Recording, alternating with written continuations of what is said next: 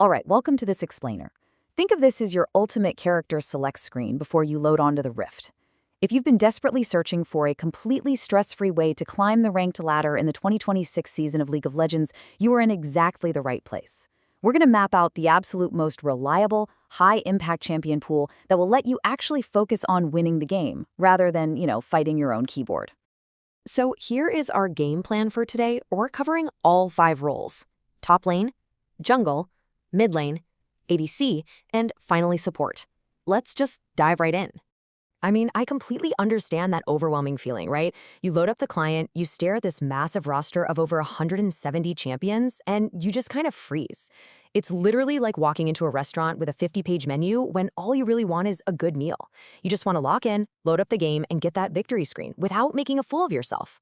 And honestly, that brings us to the golden rule of our analysis today, which comes straight from our 2026 data.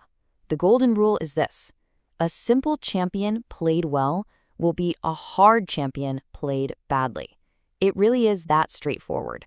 Mastering the core fundamentals of the game on characters that are just easy to pilot, that is the ultimate cheat code for ranking up. You absolutely do not need crazy, complex combos to carry a game. Starting us off with Section 1, Top Lane, the Solo Island. So top lane basically functions as a 1v1 tutorial mode for the early game. It is the solo island. Surviving and self-reliance are your main objectives here. If we distill top lane down to its absolute core, you have one primary job: do not feed the enemy early. Seriously, that's it. Your objective is to safely last hit minion waves, survive your 1v1 matchup, and slowly push your way toward taking the enemy tower.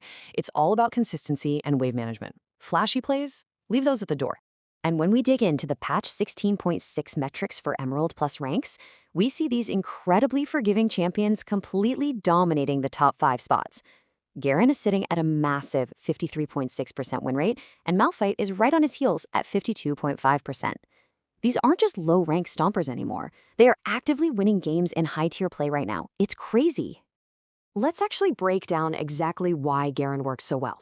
He is basically the literal tutorial champion, but his kit is just perfectly designed for climbing. First off, he has no mana bar, so you never run out of resources. His passive healing acts like this auto-regenerating HP bar that completely forgives bad traits. If you mess up, just step back and heal for free. Combine that with the super simple 3-button QER combo, plus free passive armor from his W, and you have an incredibly durable powerhouse. Moving on to Section 2, Jungle, the map controller. Let's step off the island and transition into the jungle. This role is vastly different because, well, you aren't tied down to a single lane. You're the map controller. You dictate the tempo of the entire game from the shadows. And yeah, while the jungle is notoriously demanding mentally, your core job is actually quite focused. It's about efficiently farming neutral monster camps so you keep your own gold and experience up, while also securing major objectives like dragons and applying timely pressure by ganking lanes. It's a role of decision-making, not necessarily mechanical perfection. Now, if we look at the top 5 picks for the jungle right now, it proves you absolutely do not need complex mechanics. Just look at the absolute leaders of the pack here, Master Yi and Warwick. Both of them are sitting comfortably over a 53% win rate in Emerald Plus. You can rely entirely on these highly effective farm and carry kits to just completely dominate the map. I actually like to call Warwick the jungler with training wheels, and I mean that in the best way possible. His built-in sustain means you will always have healthy camp clears. But the most brilliant part of his design, that's his W, the Blood Hunt. It literally teaches you how to gank by drawing a giant blood trail to low-health enemies and giving you a ton of movement speed toward them. It just takes all the guesswork right out of map awareness. Plus, he has a point-and-click ultimate to easily lock down priority targets. All right, Section 3, Mid Lane, the center of attention. Moving right to the center of the map, we find the mid lane. This is the focal point of the game where everything revolves around your ability to clear waves and rotate quickly to help your jungler or your side lanes. We can really distill the mid lane win condition into a very clear process. Your main job is to safely clear minion waves to gain priority, avoid getting caught by enemy jungle ganks, because you are exposed from multiple angles here, and be present for major map objectives. Seriously, if you shove your minions and show up to fights on time, you are doing your job. And the data proves our golden rule once again. Simple mages with reliable crowd control completely outperform mechanically complex champions when you look at the current top 5 metrics. Annie is leading the pack with an astonishing 53.47% win rate at the 91st percentile of mid laners, and she's followed very closely by Veigar and Malzahar. Let's actually contrast a winner with what our sources call a trap champion. Take Annie. Her Q refunds mana when you last hit, which completely rewards you for good farming. Plus, her devastating burst combo relies on a simple point-and-click passive stun. Easy, right? Now compare that to the trap of playing Azir. He requires massive APM, actions per minute, just to manage his soldiers and execute highly difficult shuffle combos. The data proves it. Skip the massive skill floors and let simple, reliable burst secure your LP.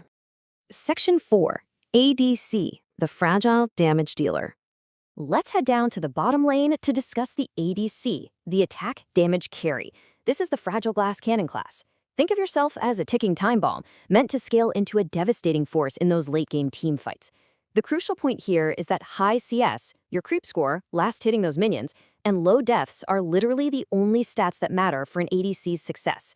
Your entire job is to survive the early game, position yourself safely behind your front line, and just hit whoever's closest to you without dying. When we filter for the top 5 performers who can do this consistently, you want champions that offer value even when things go totally wrong. Misfortune and Ashe top the charts here with fantastic win rates of 53% and nearly 52% respectively. These marksmen are amazing because they provide massive utility and teamfight presence. That means you are still highly useful even if your early laning phase didn't go perfectly. Ashe is basically the perfect example of this. Her passive makes every auto attack slow the enemy, which naturally teaches you the fundamental mechanic of kiting. But honestly, the absolute best part of her kit is Hawkshot, her E. It grants free global vision. This teaches you the crucial habit of scouting dragons or the enemy jungle way before your team walks blindly into a trap. And with her cross-map ultimate stun, you can literally impact the game from miles away. And finally, Section 5, Support, the Team Protector. So we reach our last role, which shares the bottom lane with the ADC, the support. This is the ultimate team player class. It's also a fantastic place to learn the game because you don't need to stress over last-hitting minions at all. A support's true power lies completely outside of farming gold. Your job is to secure map vision by placing wards, protect your ADC during that highly vulnerable early game, and enable your team's win conditions during major fights. Your impact is dictated entirely by map awareness and timing. What is so fantastic about the support role right now is the sheer variety of effective, simple champions rounding out the top 5. Whether you want to be a dedicated healer like Soraka, sitting at nearly 53%, a poke mage with a shield like Lux, or a lockdown tank like Nautilus, there is a mechanically simple option sporting a highly positive win rate just waiting for you. Let's talk about Soraka for a second. Her straightforward kit lets you focus purely on macro positioning.